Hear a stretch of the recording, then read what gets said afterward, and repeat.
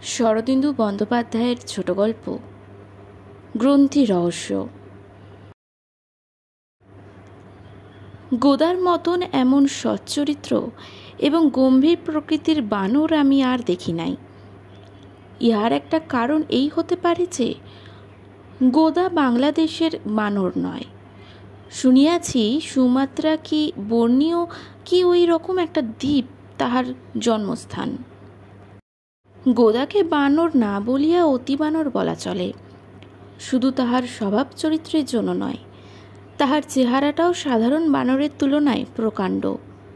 সোজা হইয়া দাঁড়াইলে তাহার খাড়াই 5 ফুটের কম হইতই না। গায়ে জোরও ছিল অমানুষিক। 3 সুতের লোহার ছড় 2 হাতে বাঁকাইয়া 2 ভাঁজ করিয়া দিতে পারিত। কিন্তু গোদার গুণগ্রাম ব্যাখ্যা করিবার আগে তাহার মালিক শশধরবাবুর কথা বলা উচিত। শশধরবাবুর সম্বন্ধে এমন অনেক কথা আমি জানি যাহা আর কেউ জানে না। 15 বছর ধরিয়া আমি তাহার পারিবারিক চিকিৎসক ছিলাম। পারিবারিক চিকিৎসক কথাটা বোধহয় ঠিক হইল না, কারণ শশধরবাবুর পরিবারের মধ্যে তিনিই স্বয়ং এবং তাহার বানর গোদা ছাড়া আর কেহ ছিল না। শশধরবাবু আদৌ দরিদ্র ছিলেন। তারপর 25 বছর বয়সে তিনি এক ভয়ঙ্কর প্রতিজ্ঞা করেন যে 25 লক্ষ টাকা উপার্জন না করিয়া তিনি সংসার ধর্ম কিছুই করিবেন না। অতঃপর 30 বছর কাটিয়া গিয়াছে। শশধরবাবু নানাবিধ ব্যবসা করিয়া ধনী হইয়াছেন। কলিকাতার সবচেয়ে মূল্যবান পাড়ায় বাগান ঘেরা বাড়ি করিয়াছেন, কিন্তু বিবাহাদি করেন নাই। তিনি মিশুখে এবং মিষ্টভাষী লোক, কিন্তু বাজারে তাহার দুর্নাম ছিল। পরদ্রব্য সম্বন্ধে তাহার নাকি তিলমাত্র বিবেক বুদ্ধি নাই। তাহার সহধর্মী ব্যবসায়ীরা সকলেই তাহাকে ভয় ভক্তি করিত এবং আড়ালে শশধরবাবু না বলিয়া বিষধরবাবু বলিত। শশধরবাবুর বয়স এখন 55 বছর। বছর 4 আগে তিনি কোথা হইতে গোদাকে আনিয়া বাড়িতে পুষিলেন। গোদা তখনও পূর্ণবয়স্ক হয় নাই, কিন্তু তাহার আকৃতি দেখিয়া পাড়াপড়শির তাক লাগিয়া গেল। তবু কেহই বিস্মিত হইল না। শশধরবাবুর মতো যাহাদের একক অবস্থা, তাহারা টিয়া পাখি পোষে, কুকুর বেড়াল পোষে, শশধরবাবু বানর পুষিয়াছেন, ইহাতে বিস্ময়ের কি আছে? ইহার মধ্যে যে বহুদূরদর্শী বুদ্ধি থাকিতে পারে তাহা কাহারও মাথায় আসিল না। গোদা কিছুদিন শিকলে বাঁধা রহিল। তারপর শশধরবাবু তাহাকে ছাড়িয়া দিলেন। বাড়ির সর্বত্র তাহার গতিবিধি, কিন্তু সে কোনো প্রকার দৌরাত্র করিল না। একটা কাঁচের গ্লাস পর্যন্ত ভাঙিল না। বাগানেও সে যথেষ্ট ঘুরিয়া বেড়ায়, কিন্তু কখনো গাছের একটা পাতাও ছেড়ে না। বানরের এইরূপ আদর্শ চরিত্র দেখিয়া সকলেই মুগ্ধ। ক্রমে শশধরবাবু তাহাকে এ বাড়ি ও বাড়ি যাতায়াত করিতে শিখাইলেন। আমাকে ডাকিবার প্রয়োজন হইলে গোদার হাতে চিঠি দিয়া আমার কাছে পাঠাইতেন। গোদা আসিয়া দ্বারে কড়া নাড়িত। দ্বার খুলিলে চাকরের হাতে চিঠি দিয়া গম্ভীর মুখে বেঞ্চিতে বসিয়া থাকিত। তারপর চিঠির উত্তর লইয়া মন্থর পদে ফিরিয়া যাইত।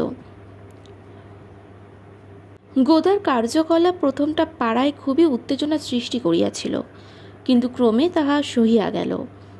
গোদা পরিচিত 10 জনের একজন হইয়া দাঁড়াইল। এইভাবে দিন কাটিতেছে। শশধরবাবু একদিন সন্ধ্যাবেলায় আমাকে ডাকিয়া পাঠালেন। গোদা চিঠি লইয়া আসিয়াছিল। তাহার কাঁধে হাত রাখিয়া রাস্তায় বাহির হইলাম।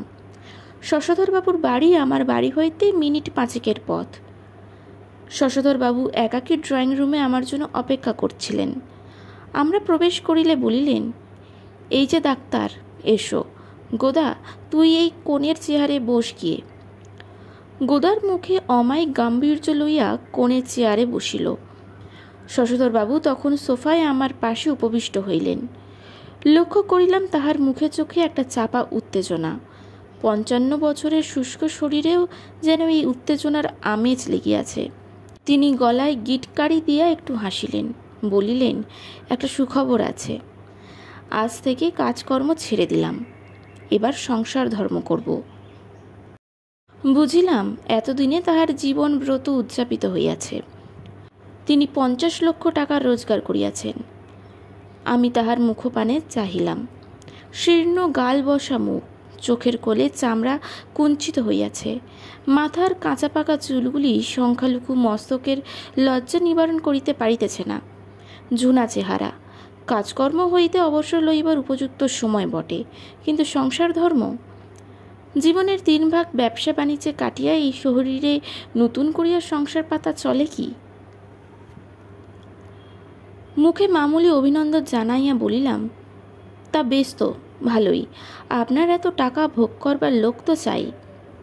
তিনি বলিলেন, শুধু তাই নয়, নিজেরও তো ভোগ করা চাই। তোমাকে ডেকেছি আমার শরীরটা ভালো করে পরীক্ষা করবে। শরীর অবশ্য ভালোই আছে, তুমি তো জানোই, রোগ টোগ আমার কিছুই নেই। তবে তাহার মনের কথা বুঝিলাম। পরীক্ষা করিয়া দেখা গেল শরীরে ব্যাধি কিছু নাই বটে, কিন্তু সর্বাঙ্গীন সহিষ্ণুতা দেখা দিয়াছে। এই বয়সে তাহা অস্বাভাবিক নয়।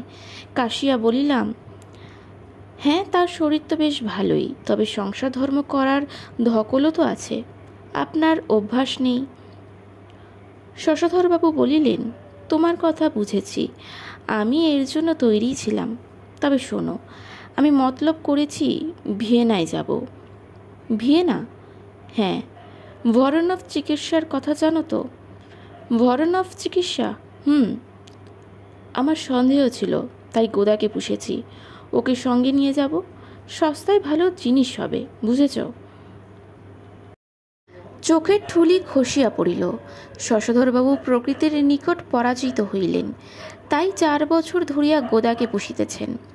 এখন ভিয়েনায় গিয়া গোদার গ্ল্যান্ড নিজের দেহে কলম লাগাইবেন।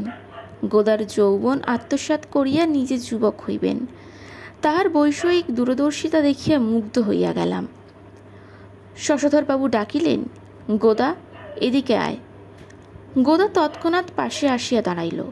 তিনি তাহার কাঁধে হাত রাখিয়া আমার পানে চাহিয়া হাসিলেন, বলিলেন, কেমন হবে মনে হয়? আমি ডাক্তার, গ্রন্থি বদল বিজ্ঞানসম্মত চিকিৎসা, সুতরাং সায় দিতে হইল। গোদাকে লক্ষ্য করিলাম, সে সপ্রশ্নভাবে আমার মুখে পানে চাহিতেছে, যেন আমাদের আলোচনার মর্ম অনুসন্ধান করিবার চেষ্টা করিতেছে। কিন্তু সে বানর, আমাদের কুটিল অভিসন্ধি বুঝিল না। নিঃশ্বাস ফেলিয়া বলিলাম, গোদা কিন্তু বাঁচবে না। তখনই মরবে না বটে, কিন্তু 2-4 মাসে শুকিয়ে মরে যাবে। শশধরবাবু বলিলেন, সে কথাও ভেবেছি। আমার গ্ল্যান্ড তো ফেলাই যেত, ওর গায়ে বসিয়ে দেব, তাতে কিছুদিন টিকবে। হয়তো টিকবে, এবং মানুষের গ্রন্থি বানরের গায়ে বসাইলেই কীরূপ ফল হয় তাহারও একটা পরীক্ষা হইবে। পরীক্ষার ফল যে কীরূপ অদ্ভুত দাঁড়াইবে তাহা তখনও জানিতাম না। শশধরবাবুকে নমস্কার করিয়া এবং গোদার সঙ্গে শেক হ্যান্ড করিয়া চলিয়া আসিলাম। তারপর শশধরবাবু গোদাকে লইয়া ভিয়েনায় গেলেন এবং মাস কয়েক পরে ফিরিয়া আসিলেন। দেখা করিতে গেলাম। ফটকের কাছে গোদা বসিয়া আছে। তাহার চেহারার কোনো তারতম্য দেখিলাম না, মুখ তেমনই গম্ভীর। আমার পানে কপিশ পিঙ্গল চোখ তুলিয়া একবার চাহিল। মনে হইল তাহার চোখে একটা প্রচ্ছন্ন বৃত্তুক ঝিলিক মারিয়া উঠিল। বাড়ির বারান্দায় শশধরবাবু ছিলেন। চেহারা সত্যই উন্নতি হইয়াছে, বয়স 10 বছর কমিয়া বলিয়া মনে হয়। আমি সহাস্যে বলিলাম, এই যে দিব্যি উন্নতি হয়েছে দেখছি। তারপর তিনি যেরূপ ব্যবহার করিলেন তাতে স্তম্ভিত হইয়া গেলাম। আমি আরক্ত নয়নে বলিলাম, উন্নতি হয়েছে?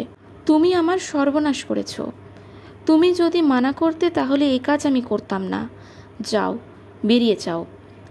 আর যদি আমার বাড়িতে পা দাও, মার খেতে হবে, বলিয়া ফটকের দিকে আঙ্গুলি নির্দেশ করিলেন। হতভম্ব হইয়া ফিরিয়া আসিলাম। মাথার মধ্যে একজাক দুশ্চিন্তা তাল পাকাইতে লাগিল। এ কি অভাবনীয় পরিবর্তন! শশধরবাবু হাসি মুখে মানুষের গলায় ছুরি দিতে পারেন, কিন্তু কটু কথা বলিতে আজ পর্যন্ত তাহাকে কেহ শোনে নাই।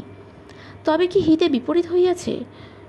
গোদার তেজালো গ্রন্থি শশধরবাবুর বুড়ো শরীরে প্রবেশ করিয়া সমস্ত ওলটপালট করিয়া দিয়াছে। কোন দিক হইতে তাহার সর্বনাশ হইয়াছে? এ ঘটনার কয়েকদিন পর হইতে পাড়ায় অদ্ভুত ব্যাপার ঘটিতে আরম্ভ করিল। একদিন সকালবেলা আমার ডিসপেন্সারিতে গিয়া দেখি রাত্রে জানালা ভাঙিয়া কেহ ঘরে ঢুকিয়াছিল। ওষুধের শিশি বোতল সমস্ত ভাঙিয়া তছনছ করিয়া দিয়াছে। প্রায় 5,000 টাকার ঔষধই ছিল। এমন অর্থহীন ধ্বংসলীলায় কাহার কি লাভ? শশধরবাবুর উপর ঘোর সন্দেহ হইল। তিনি আমার উপর চটিয়াছিলেন। তার উপর বানরের গ্রন্থি তার শরীরে আছে। হয়তো এই সর্বনাশের কথাই তিনি বলিয়াছিলেন। বানরের গ্রন্থি তাহার স্বভাবকে বানরের ন্যায় করিয়া তুলিয়াছে। তারপর আরও কয়েকটি বাড়িতে উপযুক্ত পরি অনুরূপ ব্যাপার ঘটিয়া গেল। অজ্ঞাত চোর রাত্রিকালে জানালা ভাঙিয়া বাড়িতে প্রবেশ করে এবং জিনিসপত্র ভাঙিয়া চুরিয়া চলিয়া যায়। কখনো সোনার উপর দ্রব্য চুরি করিয়া লইয়া যায়। পাড়ায় হৈ হৈ পড়িয়া গেল। পুলিশে খবর দেওয়া হইল। পাড়ার ছেলেরা লাঠি সোঁটা লইয়া রাত্রে পাড়া পাহারা দিতে লাগিল। ইহা যে শশধরবাবুর কীর্তি তাহা আমার গূঢ় বিশ্বাস জন্মাইয়াছিল। কিন্তু এ কথা কাহাকেও বলিবার নয়, বলিলে কেহ বিশ্বাসও করিবে না। উপরন্তু শশধরবাবু হয়তো মানহানির মোকদ্দমাও আনিবেন। আরও কয়েকদিন কাটিল। তারপর হঠাৎ একদিন চোর ধরা পড়িয়া গেল। বিস্ময়ের উপর বিস্ময়। চোর শশধরবাবু নয়, গোদা। আমাদের নিরীহ শান্তশিষ্ট গোদা, যে গোদা কিনা বিনা অনুমতিতে গাছের একটা পাতা পর্যন্ত ছিঁড়িত না, সেই এই কাণ্ড করিয়া বেড়াইতেছে। আমার হিসেবের গোড়াতেই গলদ ছিল। বুঝিলাম গোদার নিষ্পাপ শরীরে শশধরবাবুর দুষ্ট গ্রন্থি প্রবেশ করিয়াই অনর্থ ঘটিয়াছে। গোদাকে দুর্জয় চোর করিয়া তুলিয়াছে। গোদা বানর, তাই এত শীঘ্র ধরা পড়িয়া গেল। শশধরবাবু 30 বছরেও ধরা পড়েন নাই। শশধরবাবু যে আমার উপর চটিয়াছিলেন তাহার প্রকৃত কারণ বুঝিতেও বাকি রহিল না। তিনি বৃদ্ধ বয়সে জীবন সম্ভোগ করিতে চাহিয়াছিলেন, কিন্তু গোদার শুষ্ক সাত্ত্বিক গ্রন্থি তাহার দেহে প্রবিষ্ট হইয়া উল্টো ফল দিতে আরম্ভ করিয়াছিল। আশাহত শশধরবাবুর সমস্ত আক্রোশ আমার উপর পড়িয়াছিল। কিন্তু এখন বোধহয় আমার উপর আর তাহার আক্রোশ নাই। যত দিন যাইতেছে ততই তাহার আধ্যাত্মিক উন্নতি হইতেছে। তিনি নাকি বিবাহ করিবেন না, সংসার ধর্মের সংকল্প ত্যাগ করিয়াছেন। শুনিতেছি তিনি যোগ অভ্যাসও আরম্ভ করিয়াছেন। শীঘ্রই শ্রীমৎ হনুমান দাস বাবাজি নামক সাধুর নিকট মন্ত্র দীক্ষা গ্রহণও করিবেন। গোদার জন্য কিন্তু বড় দুঃখ হয়। পুলিশ তাহাকে ধরিয়া লইয়া গিয়া লোহার খাঁচায় পুড়িয়া রাখিয়াছে, আর শশধরবাবু তাহার গ্রন্থি চুরি করিয়া ব্রহ্ম লাভ করিবেন। এর চেয়ে অবিচার আর কি হইতে পারে?